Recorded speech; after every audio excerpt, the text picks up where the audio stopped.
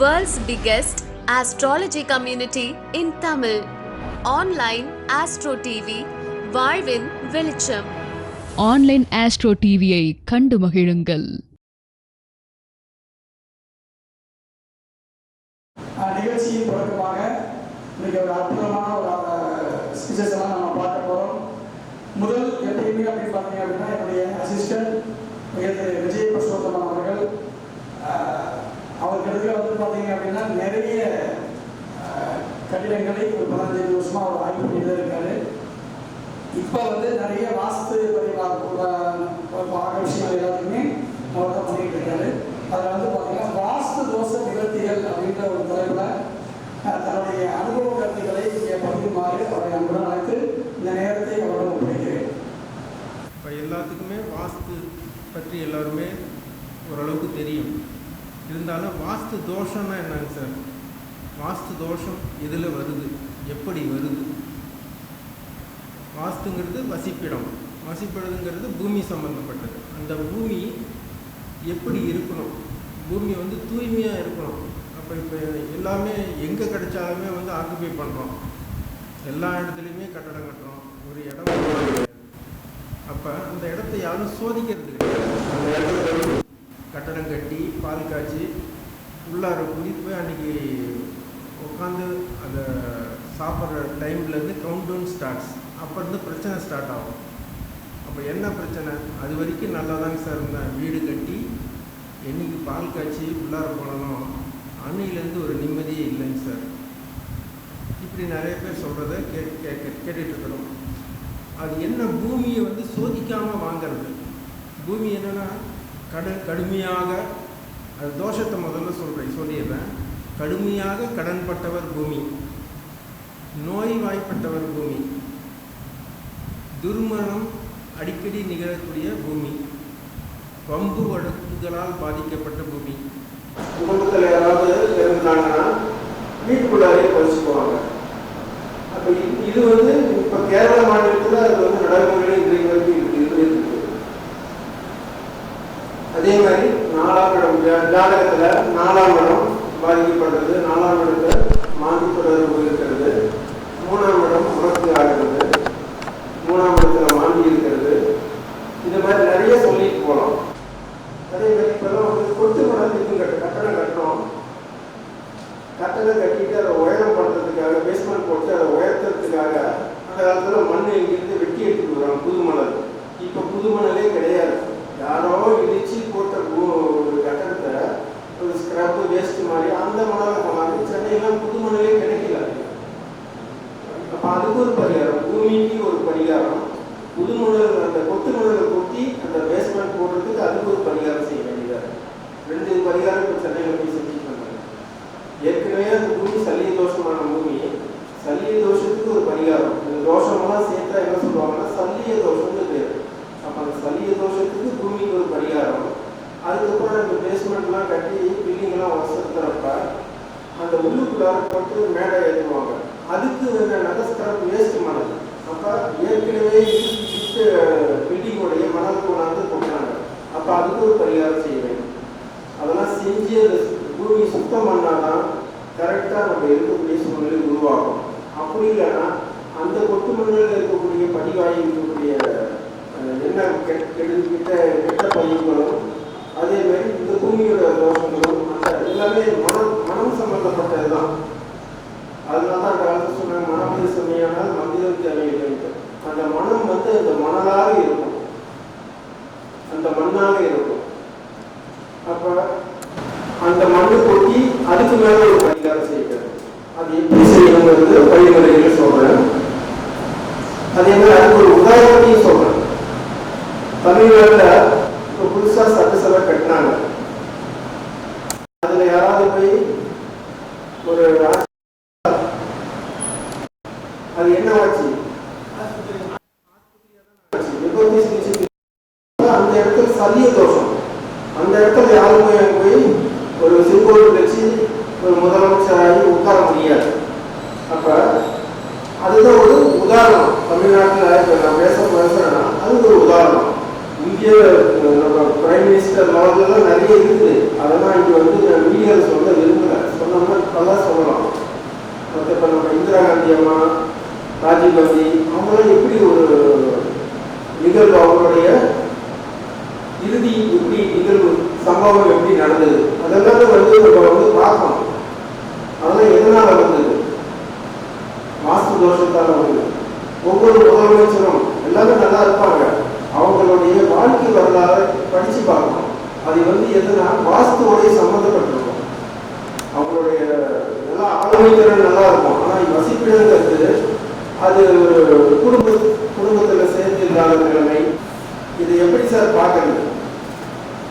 முதல்ல பிரசனம். இப்போ வாஸ்து ஜாதகம் பார்க்குற மாதிரி இல்லை, ஜாதகமும் வாஸ்துவும் இரண்டும்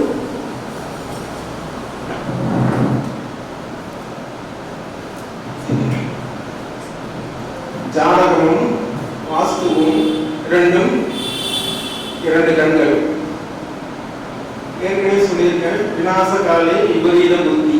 அப்ப ஜாதகத்துல தசா புத்திகள் சரியில்லைன்னா கரெக்டா அந்த வாஸ்து தோஷம் பாதிக்கக்கூடிய சூழ்நிலை உருவாகும். அப்ப விநாசகாலே விபரீத புத்திங்கிறத நம்ம தெரிஞ்சுக்கணும். அப்ப வாஸ்து சரியானா அந்த விநாசகாலே விபரீத புத்தி அது சரியாயிடும். அப்ப என்னதான் வீட்டுல பிரச்சனை இருந்தாலும், இந்த வெளியில பிரச்சனை இருந்தாலும் அது வீட்டுக்கு வராது.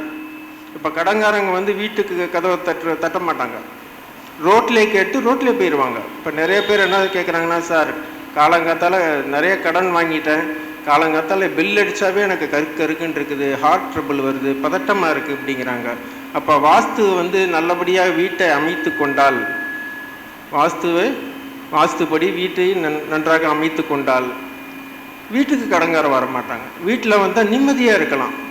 வீட்டில் எதுக்கு நம்ம இருக்கிறோம்? வெளியில் எல்லாம் போய் வேலைக்கு போயிட்டு வந்துட்டு வீட்டில் நிம்மதியாக இருக்கிறதுக்கு தான் இந்த வீடை கட்டுறோம். வீட்லேயும் நிம்மதி இல்லைங்கிறப்ப எங்கே போய் என்ன பண்ணுறது? அதனால் தயவு செஞ்சு வீடை வாஸ்துப்படி கட்டுங்கள். நல்ல ஒரு வாஸ்து நிபுணரையும் ஜோதிடரையும் அணுகி அதை சரி செய்து கொள்ளுங்கள். அப்போ இது எப்படி சார் பார்க்கறது? முதல்ல வாஸ்து நிபுணர்னா சாதாரண காரியம் இல்லைங்க. ஜோதிடம் எப்படி வேணால் பார்த்துடலாம். இங்கே இருக்கிற இடத்து இங்கே கட்டத்தை வச்சே உங்களை சொல்லிடலாம். கட்டத்தை வச்சு சொல்லிடலாம் உங்கள் வீடு இந்த மாதிரி அமைப்பு இருக்குன்ட்டு. ஆனால் அந்த ஸ்பாட்டில் போய் நின்று பார்க்குறப்ப அதனுடைய பாதிப்பு வாஸ்து பார்க்குறவங்களுக்கு தான் சேரும். இது சாதாரண காரியம் இல்லை. வாஸ்துன்னு உடனே சார் இந்த டைமுக்கு வந்துடுங்க சார், அந்த டைமுக்கு வந்துடுங்க சார் அப்படிங்கிறதெல்லாம் கிடையாது. வரப்பே பிரசன்னம் போடுவோம். நீங்கள் கேட்குறப்பே ஒரு பிரசன்னம், வழியில் வரப்போ ஒரு வழி சயனம் பார்ப்போம், வழியில் நிமித்தம் பார்ப்போம். அந்த ஸ்பாட்டுக்கு வந்த உடனே அந்த ஸ்பாட்டில் ஜாமக்கோல் பிரசன்னம் போடுவோம். ஒவ்வொன்றும் பார்த்துக்கிட்டே வருவோம். ஆனால் கேட்டால் வாஸ்துக்கு இவ்வளோவா அவ்வளோவா ஃபீஸுங்கிறாங்க. கோடிக்கணக்கில் செலவு செஞ்சு ஒரு வீட்டை கட்டுறீங்க, ஆனால் அந்த வாஸ்து நிபுணருக்கு இவ்வளோவா அவ்வளோவாங்கிறப்ப வாஸ்து ஏன் பார்க்கணுங்கிற நிலைகளே வந்துடுது. நிறைய நம்ம கேட்குற ஃபீஸை கொடுத்தா நம்ம வாஸ்து பார்க்கலாம், இல்லையா அதை வாஸ்து பார்க்கணுங்கிற அவசியமே இல்லை அப்படிங்கிற மாதிரி போயிடலாம்.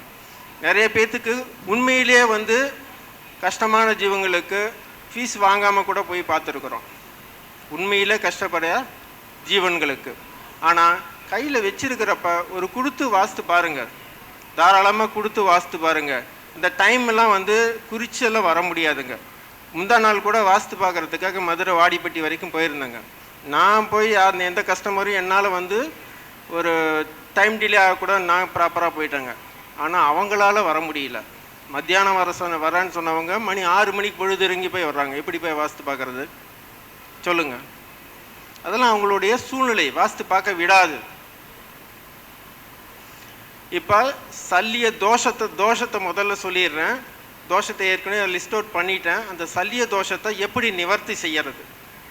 அப்போ சல்லிய தோஷத்துக்கு என்னென்ன பொருள் வேணும்? சல்லிய தோஷத்தை கரெக்ட் பண்ணக்கூடிய மூளை எது? ஈசான்ய மூளை. அங்கே தான் சல்லிய தோஷம் கரெக்டாகக்கூடிய சூழ்நிலை உருவாகும். அப்போ அந்த சல்லிய தோஷத்துக்கு என்னங்க சார் பண்ணணும்? அந்த ஈசான்ய மூலையில் 3 அடிக்கு 3 அடி அகலம் 3 அடி ஆழம் தோண்டிடணும். தோண்டி அந்த பழைய மண்ணெல்லாம் எடுத்துடணும். எடுத்துட்டு அதுக்குண்டான பொருட்கள் என்னென்னா யானை சாணம் வாங்கிக்கணும், கிளிஞ்சல் சுண்ணாம்பு வாங்கிக்கணும், சுத்தமான கிளிஞ்சல் சுண்ணாம்பு வாங்கிக்கணும்.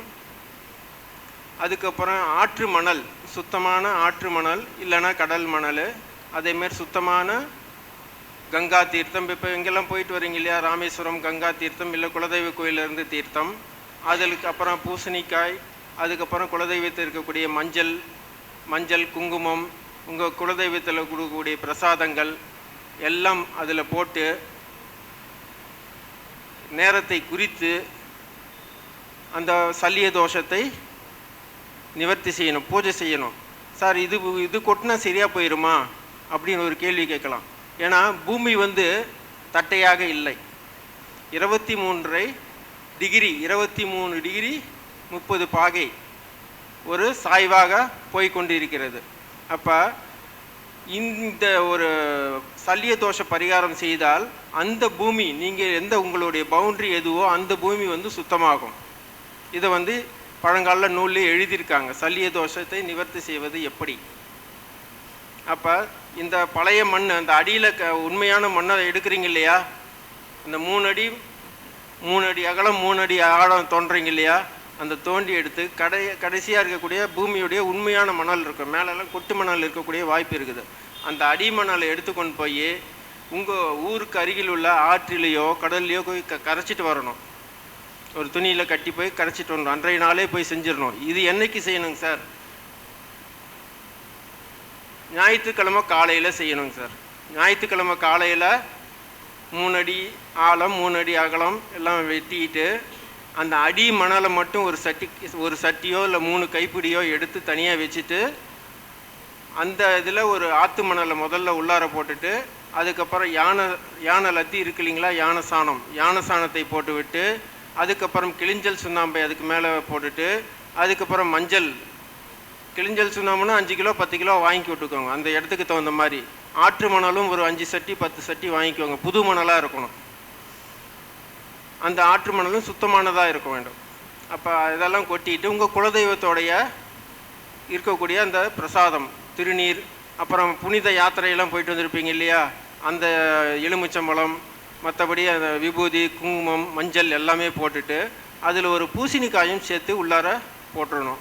பூசணிக்காயும் சேர்த்து போட்டுட்டு மறுபடியும் பழைய மணல்லாம் போட்டு மூடிட்டு அதுக்கு மேலே ஒரு எலுமிச்சம்பழம் 4 எலுமிச்சம்பழத்தாளி அரிஞ்சு 8 திக்குக்கும் வச்சுட்டு கற்பூரம் பற்ற வச்சுட்டு சாமி கும்பிட்டுட்டு விட்டுட்டு ஒரு 48 நாள் கழித்து அந்த இடத்த சோதிக்கணும்.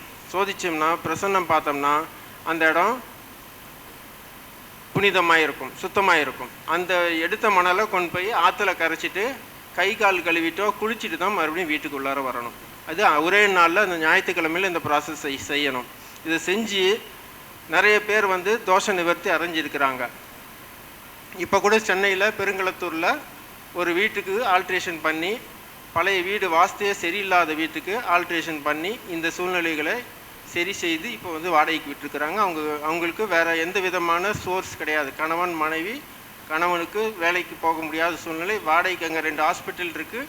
அந்த ஹாஸ்பிட்டலில் வரக்கூடிய பேஷண்ட்டுக்கு அங்கே ஒரு 6 மாதம் தங்கி சிகிச்சை பெற்றுக்க ஒரு பேஷண்ட்டுகளுக்கு தான் வாடகைக்கு விடணும், அதுதான் வேறு இங்கே சோர்ஸே கிடையாதுன்னு சொல்லி கூப்பிட்டதுனால இப்போ இந்த மாதம் வந்து அவங்க வாடகைக்கு விட்டுட்டு ஃபோன் போட்டாங்க. இந்த சல்லிய தோஷத்தை நிவர்த்தி செஞ்சுட்டு, சார் நல்லா இருக்குது சார், குலதெய்வ அனுக்கிரகமும் கிடைக்குதுங்க சார் அப்படின்னு சொல்லியிருக்கிறாங்க.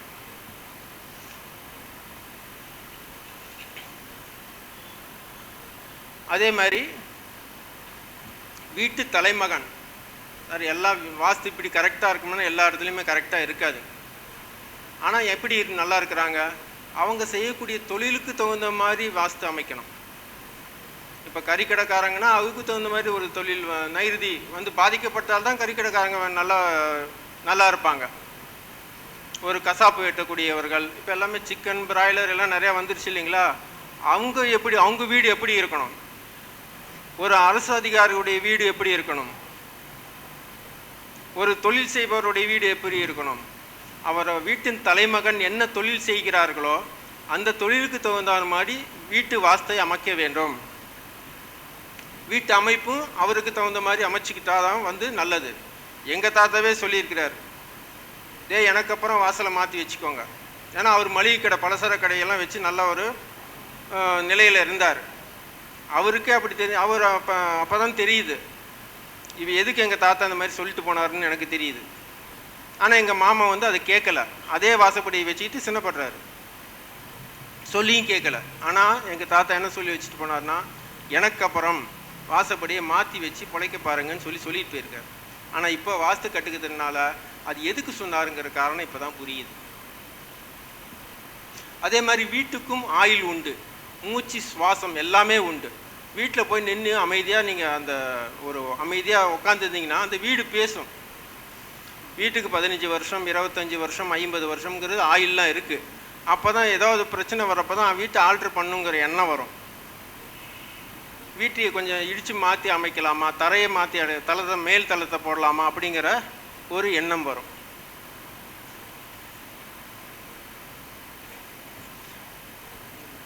இப்போ சல்லிய தோஷத்தை சொல்லிட்டேன்.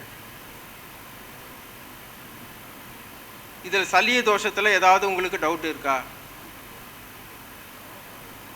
சல்லிய தோஷம் செய்யுங்கள். ஏன்னா எல்லா பூமியும் வந்து ஏன்னா 3ஆம் இடம் முடக்கு. 3ஆம் இடம் முடக்குனாவே கடன்பட்டவர் பூமின்னு சொல்லிடுவேன். கேட்டால் என்னுடைய ஃப்ரெண்டு நாமக்கல்ல இருக்கிறாங்க, போய் கேட்ட இது வரைக்கும் பார்த்தது கிடையாது, திடீர்னு வாஸ்து பார்க்குறோன்னே என் வீடு வந்து வாஸ்து பாருன்னு சொன்னார். அப்போ என்ன பண்ணால் 3ஆம் இடம் அந்த என்னுடைய நண்பனுக்கு 3ஆம் இடம் முடக்கு. அப்போ இது கடன்பட்டவர் பூமி அப்படின்னு சொல்லிட்டேன். அப்புறம் அவங்க தாத்தா விசாரித்தா, ஆமாம் இந்த பூமி வந்து அவங்களால பணம் பெரட்ட முடியல, இந்த அமௌண்ட் இருந்தால் அவங்கள ஜப்தி இல்லாமல் பிழைக்கலான்னு சொல்லிட்டு சொன்னாங்க. அதுக்காக நாங்கள் அடிமாட்டு ரேட்டுக்கு பேசி நாங்கள் இந்த பூமியை வாங்கினோம் அப்படின்னு சொல்லி ஒத்துக்கிட்டார்.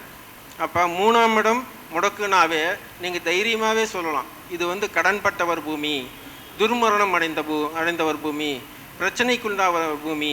இதில் வந்து தைரியமாகவே எடுத்தே சொல்லலாம். இது நிறையா வந்து ஜோதிடர்கள் ஜாதகத்தை பார்த்து குறைஞ்சது ஒரு 60 ஜாதகத்துக்கு மேலே பார்த்து சொல்லியிருப்பேன். 3ஆம் இடம் முடக்குனாவே கடன்பட்டவர் பூமி தான். நீங்கள் வேணால் எங்கே வேணால் சோதித்து பார்க்கலாம், கேட்டு பார்க்கலாம். ஆனால் அவங்களுடைய ஹிஸ்ட்ரி தெரியாமல் வேணால் இருக்கலாம், ஆனால் அது 100% இது உண்மை. அதுக்கடுத்ததாக அதேமாதிரி இந்த பழைய பொருட்களெல்லாம் வாங்காதீங்க தயவு செஞ்சு. பழைய மர சட்டம், பழைய கதவு, பழைய இது யாரெல்லாம் பழசு வாங்கணுன்னு இருக்குது. நிறையா இதில் மார்க்கெட்டில் போட்டு வச்சுருப்பாங்க, பழைய இது கழட்டினது போனது வந்ததெல்லாம் வச்சுருப்பாங்க. ஆனால் யார் அந்த பழசை வாங்கணுங்கிறது ஜாதகத்தில் இருக்குது. எல்லாருமே போய் சீப் ரேட்டில் பாதி விலைக்கு வாங்கிடலாம், இப்போ தேக்கெல்லாம் போட முடியாது, பழைய தேக்கு யூஸ் பண்ணிக்கலாங்கிற வாங்காதீங்க, அதில் வந்து தோஷம் இருக்குது. அதேமாரி இன்னொரு விஷயம் சொல்கிறேன், இந்த வந்து கன்னி மாதம்ங்கிறது 6ஆம் இடம். 6ஆம் இடங்கிறது ருணம், ரோகம், சத்துரு இதெல்லாம் சொல்லுவாங்க இல்லைங்களா. அப்போ அந்த 6ஆம் இடத்துல தான் இந்த தோஷத்தை பற்றி பேச வந்திருக்கேன்.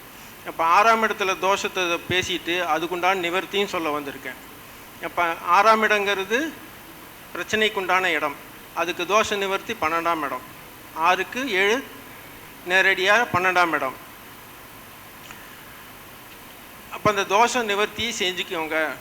அதேமாரி இப்போ வந்து என்னென்னா 2ஆம் தேதி திருக்கணிதப்படி 2ஆம் தேதி வந்து குரு பகவான் வந்து அதிச்சாரமாக கடகராசிக்கு வரார், பிரவேசிக்கிறார்.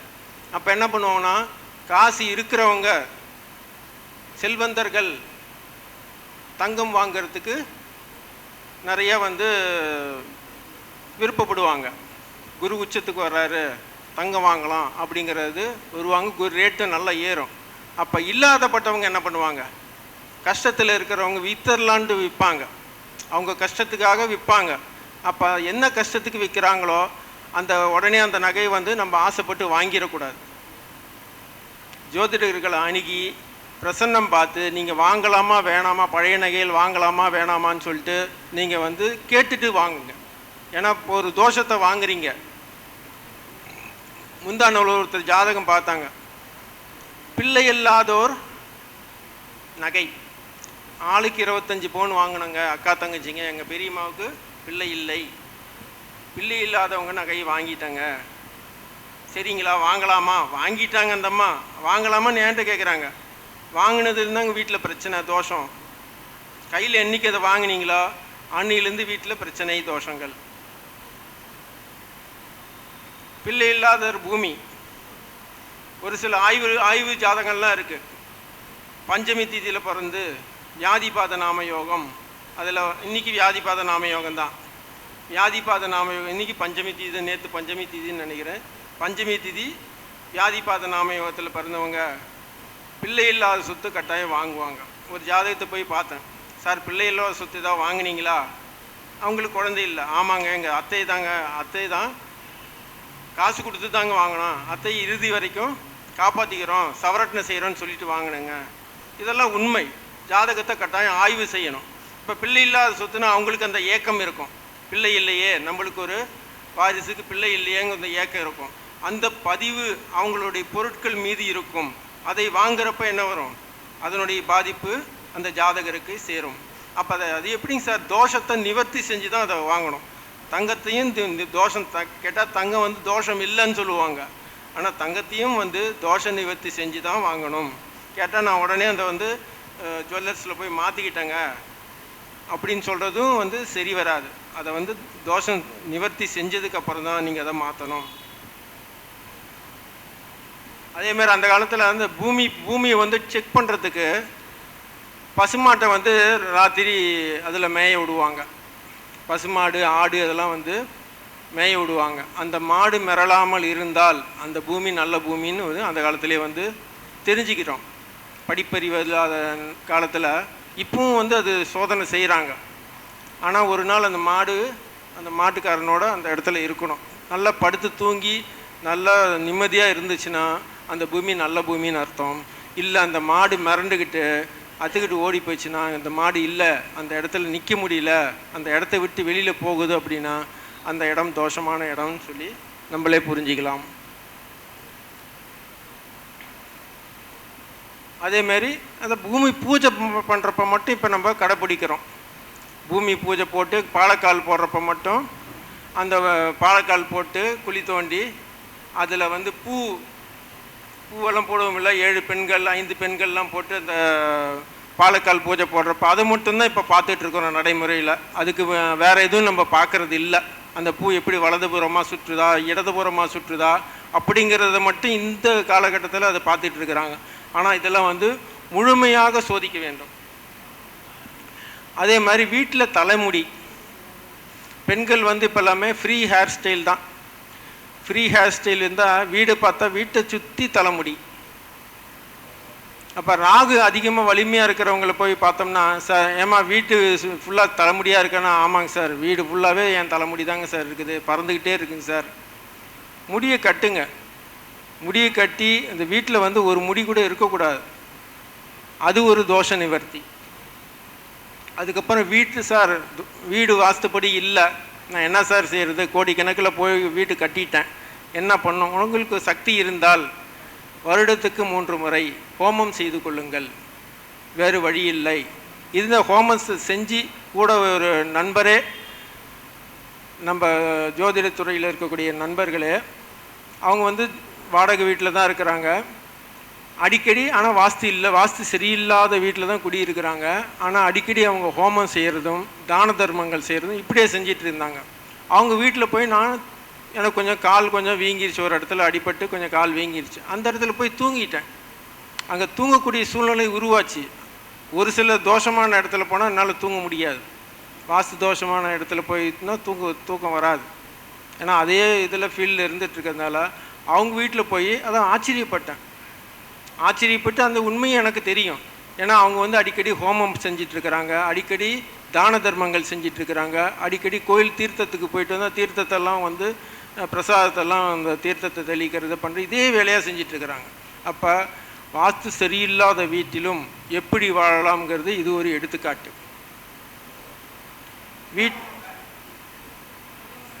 கணபதி ஹோமம் செய்யுங்க, போதும், சிம்பிளாக செய்யுங்க. அவ்வளோ சுதர்சன ஹோமம் அப்படியெல்லாம் செய்யணும். அது ஜாதகத்தை ஆய்வு செஞ்சுட்டு செய்யலாம்.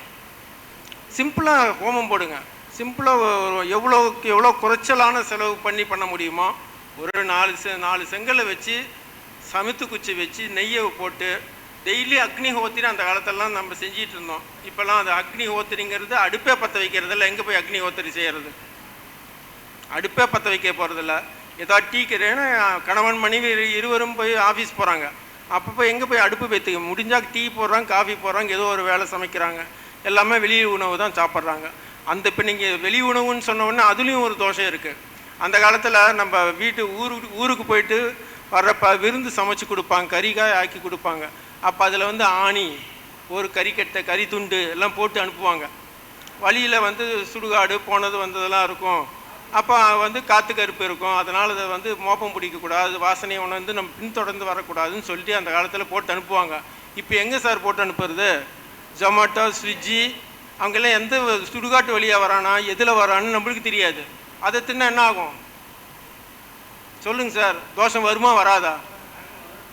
வராதா? ஏங்க சார் வராதுங்கிறீங்க? அதுதான் சொல்கிறேன் நான். இப்போ ஸ்விக்கி, ஜொமேட்டோ எல்லாம் போட்டு வாங்கி சாப்பிட்றீங்க, அதுவும் நான்வெஜ் தான், வெஜிடேரியன் கூட கிடையாது. அப்போ வர்றப்ப அவன் எந்த சுடுகாட்டு வழியாக பூந்து வரானோ, எந்த மின்மயானத்து வழியாக பூந்து வெளியில் வரானோ தெரியாது. அப்போ அதில் தோஷம் வருமா வராதா? இப்போ அந்த அதேமாரி இந்த காஞ்சனா படத்தெல்லாம் வர்றதெல்லாம் உண்மை தான். காஞ்சனா படம், சந்திரமுகி படம் எல்லாமே உண்மை தான். அது வந்து பொய் கிடையாது, சித்தரிக்கப்பட்டது கிடையாது. நடந்த உண்மையை வந்து அவங்க வந்து பூசி மொழிக்கு ஒரு டைரக்ஷன் பண்ணி நம்மளுக்கு பார்க்குற மாதிரி செஞ்சு கொடுக்குறாங்க. அதேமாரி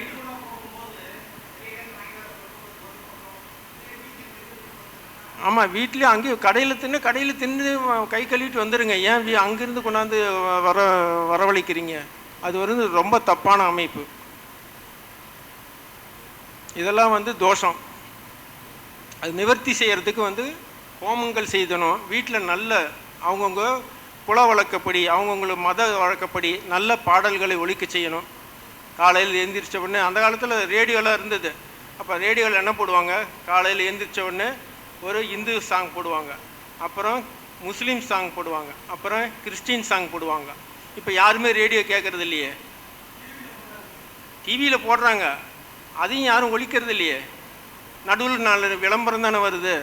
அந்த ஒரு பாதி சாமி படம் போட்டாவே, ஒரு விஷ்ணு சஹஸ்ரநாமோ லலிதா சஹஸ்ரநாமம் போட்டால் நடுவில் விளம்பரம் தான் வருது. அது தொடர்ந்து வர்றது இல்லையே, ஒழிக்கப்படுறது இல்லையே. நீங்கள் செல்லில் போட்டால் கூட நடுவில் விளம்பரம் தான் அதிகமாக வருது. அப்போ அது கண்டினியூட்டி எங்கே போகுது? அந்த காலத்தில் டேப் ரெக்கார்டரில் போடுவாங்க, டேப் ரெக்கார்டர் கண்டினியூஸாக பாடிட்டு இருப்பேன். குறுக்க விளம்பரம் வரப்போ அந்த கண்டினியூட்டி போயிடுது. அதனால் வந்து தோஷங்கள் நிறைய இருக்குது சார். அது எப்படி நிவர்த்தி செஞ்சுக்கணுங்கிறது உங்களுக்கே தெரியணும். எல்லாமே மீடியாஸ் எல்லாம் பார்த்துக்கிட்டே இருக்கிறீங்க.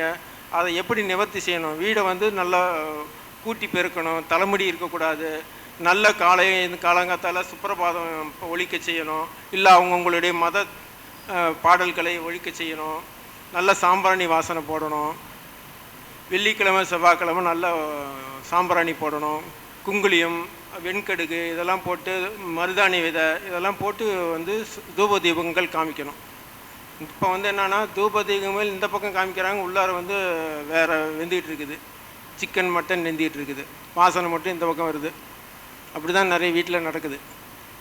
இந்த பக்கம் பார்த்தா பூஜை சாம்பிராணி போட்டுட்ருக்கோம், அந்த பக்கம் பார்த்தா வேறு. ஏன்னா எக்ஸாஸ்ட் ஃபேன் வச்சிட்டோம் இல்லை, வாசனை உள்ளார வராது இல்லை. இன்னொன்று கூட சொன்னாங்க, உப்பு போடாமல் சமைச்சோம்னா வாசனை வெளியில் போகாதான். டிப்ஸு, அடுத்த வீட்டுக்கு அந்த மீன் குழம்பு வாசனை, கறி குழம்பு வாசனை போகக்கூடாதுன்னா உப்பு போடாமல் சமைச்சு பாருங்கள், அந்த வாசனை பக்கத்து வீட்டுக்கு போடாது. அவள் சாப்பிட்றப்போ உப்பு போட்டு சாப்பிட்டா அது எதுவும் தெரியாது, யார் என்ன சாப்பிட்றாங்கன்னு தெரியாது. ஏன்னா பக்கத்தில் வீடு. அந்த காலத்தில் இங்கே ஒரு வீடு அங்கே ஒரு வீடு இருக்கும். இப்போ 10 அடிக்கு ஒரு வீடு அந்த பக்கம் பக்கத்தில் இருக்குது. நம்ம என்ன சாப்பிட்றோன்னு தெரியக்கூடாது. ஆனால் வெளியில் சாம்பிராணி போக, உள்ளார அசைவ சாப்பாடு, இப்படியெல்லாம் போயிட்டுருக்கு. அதனால் தயவு செஞ்சு, தோஷங்கள் நிறைய வழியில் வரும், அதுக்குண்டான வழி கெட்ட. இது வந்து கலிகாலம், களி முத்திடுத்து அப்படின்னு சொல்கிறாங்க இல்லையா. கலிகாலத்தில் எல்லாமே வந்து நெகட்டிவிட்டிஸ் தான் சார் வரும். பாசிட்டிவிட்டிஸ் நம்ம செஞ்சுக்கணும். ஏன்னா நம்ம வசிக்கிறது, வெளியிலலாம் நெகட்டிவ்ஸ் இருந்துட்டு போகிறது இருந்தாலும் பாசிட்டிவ் வைப்ரேஷனை வீட்டுக்குள்ளார கொண்டு வரணும். வீட்டில் தான் நம்ம வசிக்கிறோம். அந்த இடத்துல நெகட்டிவிட்டிஸ்லாம் எப்படி எல்லாம் நம்ம அவாய்ட் பண்ணுங்கிறத மனசில் நிறுத்திக்கிட்டு, அப்போ எங்கள் ஐயா சொல்கிற மாதிரி எல்லோருக்கும் எல்லாம் கிடைக்கட்டும் அப்படிங்கிற தார மந்திரத்தை ஒரு மந்திரமாக நீங்களும் எடுத்துக்கணும் வேண்டி விரும்பி கேட்டுக்கொண்டு அடியனுடைய சிற்றுரையை முடிக்கிறேன். இந்த அடியனுடைய நம்பர், அடியனுடைய பெயர் விஜய புருஷோத்தமன். அலைபேசி எண் 97 51 88 85 32. இது வந்து வாட்ஸ்அப்பில் என்னை தொடர்பு கொள்ளுங்கள். வாஸ்து பார்க்கறதுக்கு அணுகுங்கள். ஜோதிடமும் வாஸ்துவும் கட்டாயம் பார்க்கணும். அதே மாதிரி சார் என்ன சார் வீடு வாஸ்து பார்க்க வந்தீங்க, வாஸ்து பார்த்துட்டு போகாமல் எதை ஜோசியத்தெல்லாம் கேட்டுட்டு இருக்கிறீங்க அப்படின்னு சொல்லி கேட்கக்கூடாது. ஏன்னா ஒருத்தருக்கு ஒரு வீட்டில் ஒரு பிரச்சனை இருக்குதுன்னா குடும்ப ஜாதகத்தை அலசி ஆராய வேண்டும். யாருடைய ஜாதகம் வந்து அங்கே வந்து ஒரு ஒரு காப்பாற்றுது, ஒரு பேலன்ஸ் பண்ணுதுங்கிறத ஆராய்ச்சி பண்ணணும். அப்போ ஒரு வீட்டுக்கு வாஸ்து பார்க்க போனோம், குறைந்தபட்சம் 3 மணி நேரமாவது ஆகும், ஒரு அரை பொழுதாவது ஆகும். டைம் சுடுதண்ணி கால் வச்சு சார் 1 மணி நேரம் எவ்வளோ நேரம் சார் வாஸ்து பார்க்குறீங்க அப்படிலாம் கேட்டு வரக்கூடிய நிலைகள் இல்லை. ஏன்னா வாஸ்து பார்க்குறப்ப பிரசன்னம் பார்ப்போம், உங்களுக்கு வந்து பிரசன்ன வழி செய்யணும் பார்ப்போம், எல்லாம் பார்த்துட்டு தான் வருவோம். திருச்செங்கோட்டில் அப்படி தான் வந்து ஒருத்தர் கேட்டார். பார்த்த இடத்துல சொல்லிட்டேன், அவங்க மனைவி தொந்தரவு டார்ச்சர் பண்ணிகிட்ருக்குறாங்க. அப்பா ஃப்ரெண்டு தான், அப்பா இந்த இடம் சரியில்லை, இல்லை ஒரு சைக்காலஜிக்கலாக நீங்கள் வாங்கினா போயிட்டு வந்துடலாம் அப்படின்னாரு. போன உடனே அந்த இடத்துல என்ன போட்டிருக்கு, இறைவனடி சேர்ந்தார்னு போட்டிருக்கு. தென்மேற்கு மூலை, தென்மேற்கு வந்து தெருக்கூத்தல் இருக்கிற பிளாட்டு. அதை வாங்கினா எப்படி இருக்கும், சிம்டம்ஸ் போதுமாப்பா அப்படின்னு சொல்லி சொன்னேன். அந்த இடத்துல கரெக்டாக போஸ்டர் ஒட்டி இருக்கிறாங்க, இறைவனடி சேர்ந்தார் அப்படின்ட்டு. சொல்கிறதே கேட்டியாப்பா அப்படின்னு சொல்லி கேட்குறேன். அதான் பிரசன்னம், நிமித்தம். அப்புறம் அந்த இடத்துல போய் வைப்ரேஷன். திருப்பூரில் இன்னொரு 5 நிமிஷம் எடுத்துக்கிறேன். திருப்பூரில் இதே மாதிரி தான் வாஸ்து பார்க்கறதுக்கு ஐயா தான் அனுப்பிச்சுட்டார். போய் வாஸ்து பார்க்க தான் போனேன். எந்த இடத்துல சார் எப்படி கட் பண்ணுறது, படியை கட் பண்ணுறது, பாத்ரூம் எங்கே கட்டுறது, இதுதான் அவங்களுடைய கேள்வி. அந்த இடத்துல அவங்களுடைய பாட்டி வீடு பேசும், வீடு ஆக்ரோஷமாக இருக்குன்னு சொல்லியிருக்கேன் இல்லைங்களா, அவங்களுடைய பாட்டி இரட்டை குழந்தையை விட்டு விட்டு கிணத்தில் குதித்து விட்டார். அப்போ என்ன அவங்க தாத்தா என்ன சொல்லியிருந்தாருன்னா, ஒரு அந்த அம்மா கிணத்துல குதிச்சிருக்கும். அதேமாரி அவங்களுடைய வம்சாவளியில் எல்லாருக்குமே இரட்டை குழந்தைகள். அதில் 2 பேர் வந்து வேறு மதம் ஜாதி மாற்றி கல்யாணம் பண்ணிக்கிட்டாங்க, அவங்கள எதுவும் பண்ணலை. ஒருத்தருக்கு வந்து ஆண் குழந்தை இரட்டை குழந்தை, இன்னொருத்தருக்கு வந்து பெண் குழந்தை இரட்டை குழந்தை. அப்போ ஆண் குழந்தைய வச்சு செய்யுது, பெண் குழந்தை சுமாராக செய்யுது. அங்கே போன உடனே வாஸ்து விட வேறு எதுவும் பார்க்குவேன், அந்த எனர்ஜியை செக் பண்ணுவோம். அப்போ அந்த இடத்துல அந்த எனர்ஜி வந்து நீ சொல்லாத உன்னை பாதிப்பேன் அப்படின்னு என்னை மிரட்டுது. இந்த இடத்துல தீர்வு சொல்லாத, நான் அந்த இடத்த நான் காவு வாங்கணும், அந்த இடத்த நான் சொன்னேன் இல்லைங்களா, செக்ரட்டரியேட்டுன்னு சொன்னேன் இல்லைங்களா, அந்த மாதிரி அந்த இடத்த நான் செய்யணும், நீ சொல்லாதன்னு சொல்லி நிற்கிது. என்கிட்ட பதில் சொல்ல வேணான்னு சொல்லுது. அப்போ என்ன பண்ணுவீங்க சார், நான் வாஸ்து பிரசன்னம் பார்க்கணுங்க சார், அதை மீறி ஒரு வேலையை செய்யணும். அப்போ திதி கர்மாவை போய் செஞ்சுட்டு வாங்க. அந்த ஒரு பாட்டியுடைய ஆத்மா இந்த இடத்துல இருக்குது, அந்த இடத்த போய் சாந்தி, அந்த அம்மாவை சாந்தி பண்ணிட்டு வாங்க, திலோகமம் செஞ்சுட்டு வாங்க.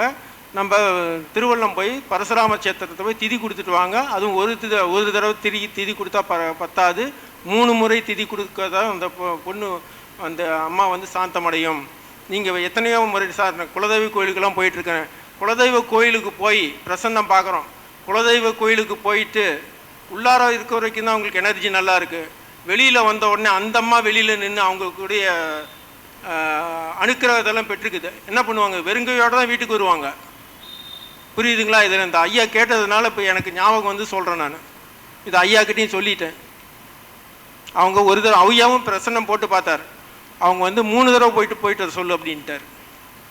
அப்போ இதெல்லாமே இருக்குது. வாஸ்துனா அக்னி மூலையில் கிச்சனு, நைருதி மூலையில் போய் படுக்கிற, வாயு மூலையில் இப்படின்னு சொல்லிட்டு பார்க்குறது கிடையாதுங்க சார்.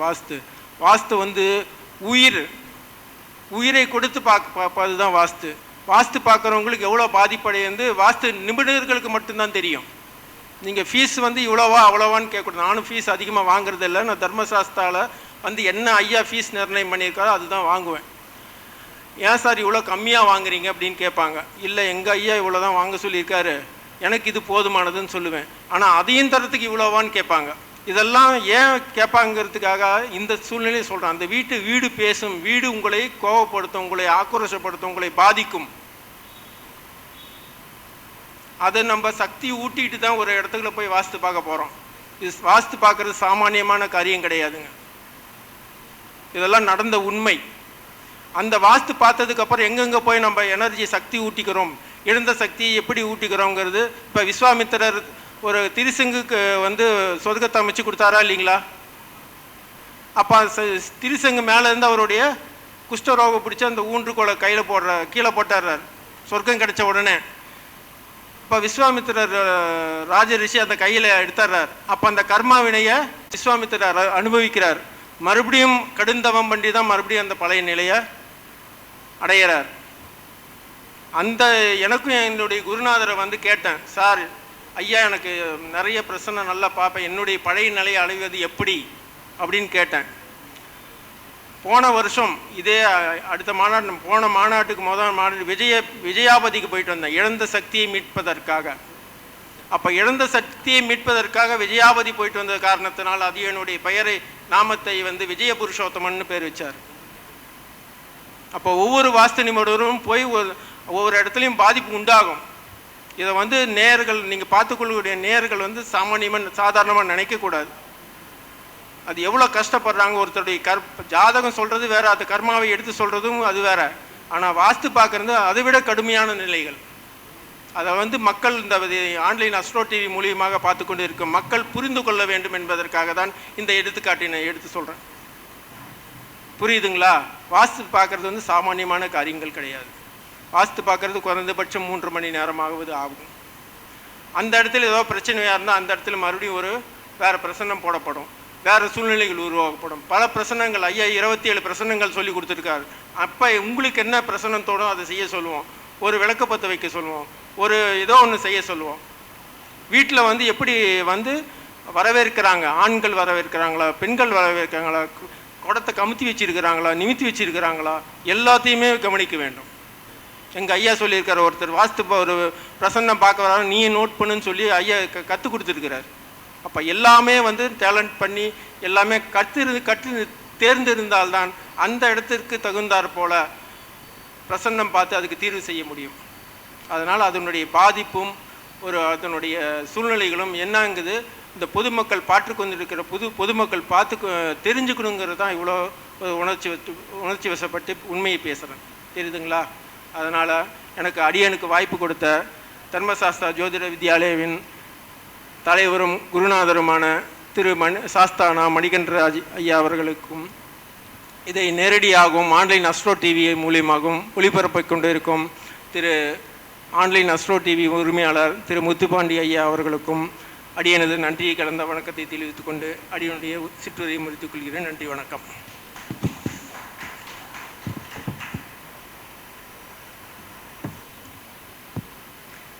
சிறப்பு, மிக சிறப்பு.